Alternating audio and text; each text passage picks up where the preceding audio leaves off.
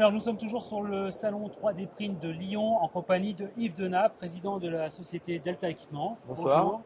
Alors, Yves, pouvez-vous nous présenter d'abord votre société? Alors ma société c'est simple, j'avais 25 ans, je voulais un peu réinventer le monde et donc j'ai créé Delta Équipement. Et avant tout dans tous les produits d'automation, donc tout ce qui était pneumatique qui à l'époque était révolutionnaire vu qu'on allait soi-disant remplacer la main de l'homme par des vérins et des vannes pneumatiques. C'est pas du tout ce qui est arrivé, on a aidé l'homme à mieux se réaliser, à être plus fier de ses réalisations. On a pu fabriquer plus de bouteilles en verre sur les machines, plus de bouteilles en plastique. On a rendu beaucoup de gens heureux.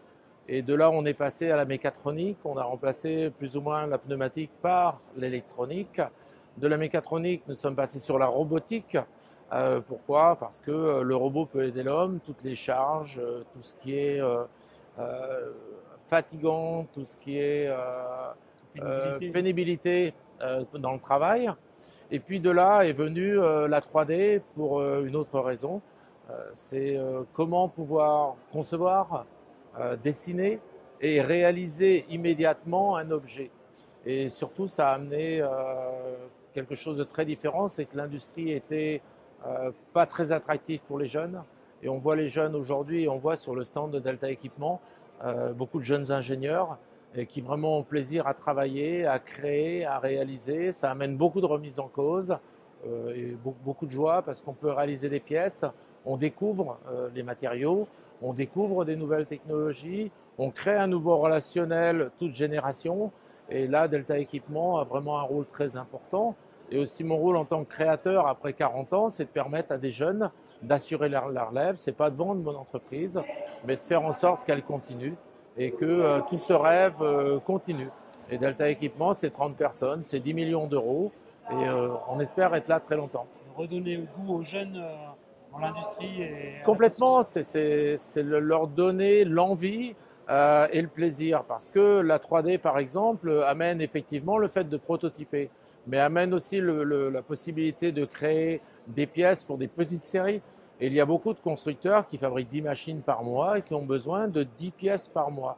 Mais aussi, ça amène aussi tous les artistes, ils vont pouvoir dessiner sur les pièces 3D. Ça va amener de la création, ça va amener l'objet unique que chacun aura chez lui parce qu'il aura été imprimé en 3D.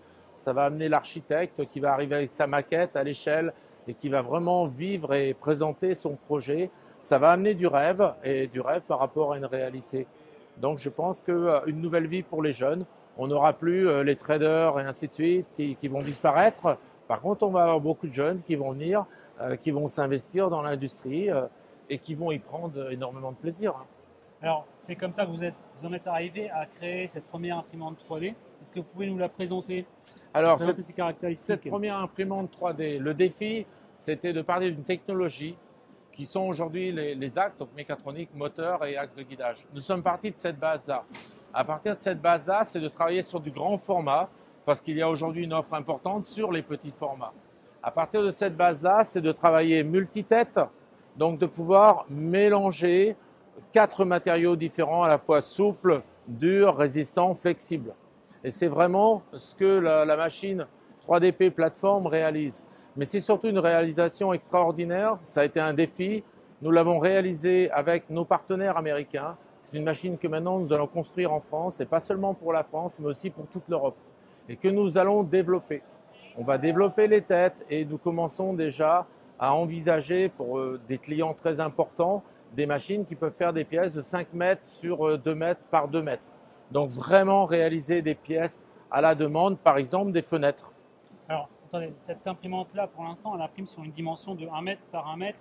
Par 50 cm. Par 50 cm. Et là, Oui. vous parlez de 5 mètres. Oui, on peut aller à 3 mètres, à 5 mètres. C'est-à-dire que vous allez concevoir des imprimantes 3D. C'est la série Excel qui est présentée, vous pourrez le voir ici sur la vidéo, qui est présentée, où là on va avoir le mariage des technologies de guidage, d'extrusion, où on ne va pas forcément partir de filaments, et la partie robotique où on finira par l'assemblage. D'accord.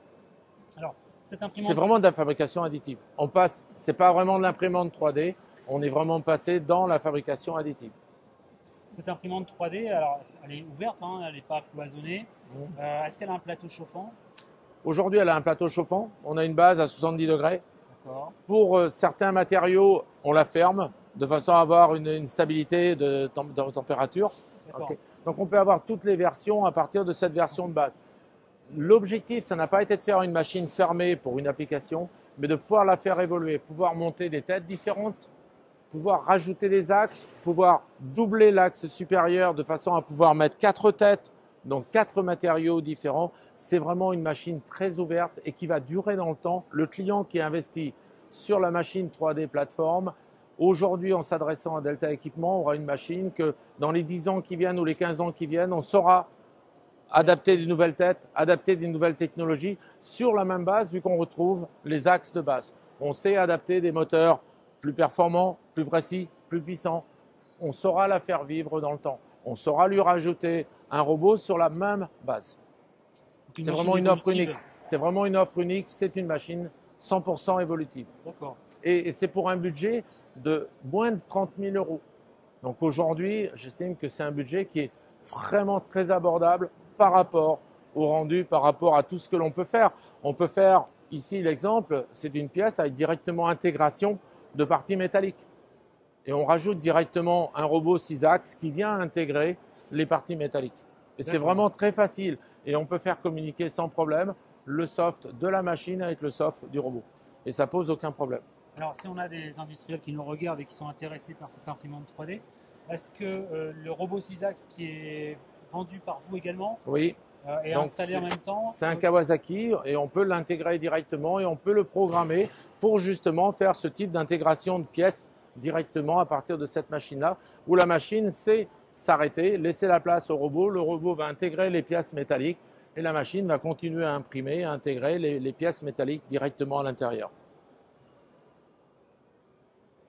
Voilà, et c'est la même chose avec des parties, on peut intégrer des parties souples directement rattachées à une partie rigide. Alors j'en viens justement à parler des matériaux. Alors je reviens sur le fait que le plateau est chauffant, l'environnement est ouvert, mais vous dites qu'on peut le fermer pour conserver, maintenir la chaleur.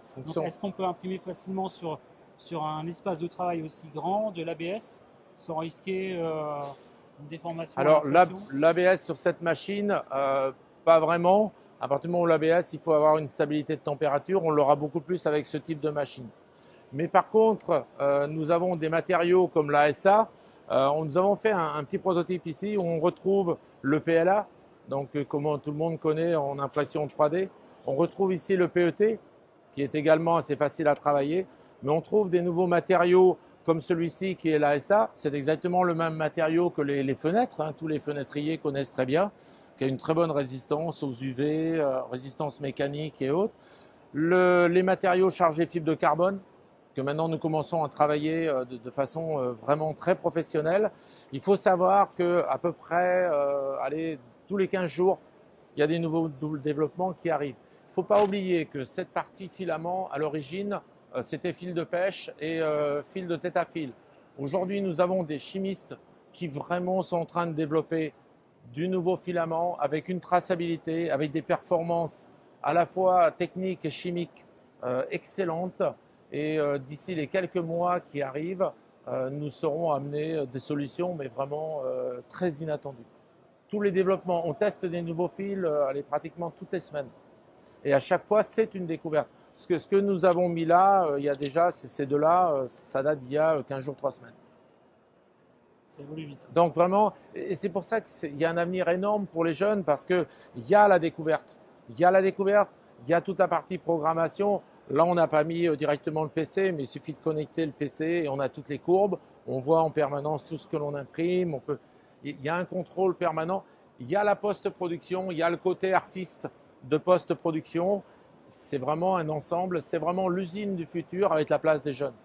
Et je pense qu'à travers la fabrication additive, on va préparer l'usine de futur avec une place énorme pour les jeunes, avec une motivation, avec des défis, avec le plaisir de créer, de réaliser. Et le jeune aura sa place. On va quitter le fait que l'ancien qui avait le savoir est là et veut quand même imposer un certain savoir aux jeunes. Là, c'est le jeune qui va arriver avec un savoir, parce que c'est un savoir qui est nouveau. C'est un savoir sur les matériaux qui peut dater de 3 semaines, 15 jours. Donc quelqu'un qui a 60 ans, il n'a pas ce savoir. Le jeune, il l'a même peut-être avant lui, parce qu'il sera plus sur Internet que lui. Donc on va vers quelque chose qui vraiment va remettre au sein de l'industrie la place des jeunes. Et de toute façon, si demain on veut des nouveaux jobs, c'est l'industrie. Il faut que chacun soit conscient comment on fabrique une bouteille, comment on fabrique un verre, comment on fabrique un moteur de voiture, et c'est la fierté de vivre avec. Et vraiment, c'est la porte ouverte avec la 3D. Et c'est pour ça que Delta Équipement, aujourd'hui, qui est une société jeune, parce que je suis le seul vieux, je suis le fondateur, mais la moyenne d'âge doit être d'à peu près 36, 37 ans sur 30 personnes. Et on est là pour préparer l'avenir, pour motiver des gens et aussi pour un partage de savoir. Ce que nous avons développé avec nos partenaires américains, maintenant nous allons le fabriquer pour le marché français et pour le marché européen. Donc on se retrouve à amener de la production en France par rapport à un partage de savoir. Alors vous avez évoqué le prix rapidement, moins de 30 000 euros. Moins de 30 000 euros pour cette machine telle qu'elle est là. Livrée, mise en route, équipée avec ses 2 têtes, la configuration qui est ici. Alors vous avez évoqué aussi une autre imprimante 3D, cette fois-ci beaucoup plus petite. Oui, complètement. Là, on joue sur quelque chose de totalement différent, c'est multitête. Donc aujourd'hui, on peut imprimer de la céramique, on peut imprimer du PIC, on peut imprimer absolument tous les matériaux. Et là, on a des têtes électroniques. Et donc, aujourd'hui, nous allons sur le développement des filaments, mais un gros développement qui va se faire aussi, c'est le développement des têtes. C'est comment justement pouvoir utiliser au maximum le filament, mais on va utiliser des pâtes. Par exemple, pour la céramique, on aura des éléments pâteux pour pouvoir imprimer en 3D de la céramique. Donc, on va aller vers des nouveaux matériaux. L'avenir, c'est de développer des colles pour imprimer en 3D. C'est le mélange et le mariage des matériaux, c'est ce qui fait que l'avenir de la 3D est absolument sans limite parce qu'on va vers l'inconnu chaque jour. Alors je suis curieux, hein, mais vous avez dit 8 têtes qui correspondent à 8 Alors 20 têtes. 20 têtes. 20 têtes qui correspondent à 20 types de matériaux différents, complètement. Et c'est tout nouveau. Ça, c'est quelque chose que j'ai ramené aussi des États-Unis. C'est quelque chose où on veut lancer la production en France. Pourquoi? Parce que ça ne sert à rien de réinventer quelque chose qui existe quelque part. Et là aussi, c'est un mélange de savoir, vu que ce sont des gens qui avant étaient dans le semi-conducteur et qui du semi-conducteur sont passés dans la 3D. Donc l'avenir, c'est aussi le mélange des savoirs, mais aussi nous sommes dans la mondialisation. La mondialisation, c'est d'aller chercher les savoirs à l'étranger, de se les approprier, de les adapter et d'en faire des valeurs françaises. Pour qu'on soit bien clair, quand vous dites 20 têtes, ce n'est pas 20 têtes qui impriment simultanément dans différents matériaux. On peut imprimer avec 4 têtes simultanément. D'accord. Enfin, tantôt l'une, tantôt l'autre, avec des matériaux différents. Donc, ce qui permet de pouvoir mélanger des matières souples et des matières dures, ou des matières métalliques, ou voilà. Et si nos internautes veulent avoir plus d'informations sur cette imprimante 3D ou sur celle-ci d'ailleurs, pas de problème, Delta Équipement. Alors, on a fait un site dédié au 3D print, donc on a fait Delta 3D print, on le retrouve là-bas, et autrement le site Delta Équipement. Mais sinon, ils font delta-du6 3dprint.fr ou .com et directement, ils seront sur le site. Aucun problème. Très bien. Alors, une dernière question, Yves. En tant que professionnel et vieux briscard, on peut dire, de l'impression 3D, comment vous voyez l'évolution de cette technologie dans les années à venir? Est-ce que vous sentez déjà un changement important qui est en train de se passer? Et comment vous voyez ça à terme? Le changement très important qui est en train de se passer, j'étais à Chicago la semaine dernière, c'est qu'on va imprimer des voitures. Il y avait des AC Cobra avec des moteurs électriques qui roulaient, qui étaient imprimés en 3D. On va vraiment dans le hors limite, aussi bien au niveau des formats. Tout à l'heure, j'avais les gens du développement de Salomon qui m'ont dit « Monsieur, demain vous nous sortez une chaussure en 3D qui peut vraiment être utilisable par des skieurs. Monsieur, on vous accueille, vous êtes bienvenu. » Donc je crois qu'on est en train de créer aussi un relationnel totalement nouveau parce qu'on associe le savoir industriel, la création, les valeurs humaines, l'innovation, l'informatique, Internet. On associe vraiment tout à travers la 3D. Très bien. Merci Yves. Merci beaucoup. C'était avec plaisir. Et puis, on vous souhaite un bon salon et puis une bonne continuation. Merci beaucoup. Bonne soirée. Merci.